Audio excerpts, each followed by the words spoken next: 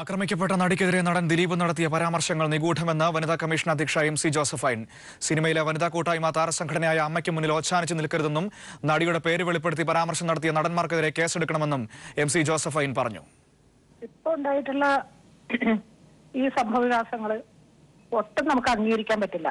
കാരണം ഇരയാക്കപ്പെട്ട ഒരു സ്ത്രീയെ കൂടുതൽ അപമാനിക്കുന്ന വിധത്തിൽ ആണ് ഈ പരാമർശങ്ങൾ.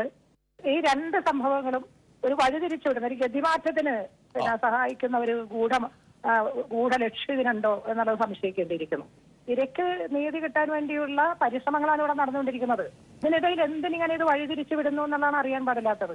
ഈ സിനിമാ ലോകത്ത് ഇത്തരത്തിലുള്ള അനാശാസ്യ പ്രവണതകൾ ഉണ്ടെങ്കിൽ അതിനെ ശക്തമായി നേരിടാൻ ആർജവ സംഘടന കാണിക്കണം.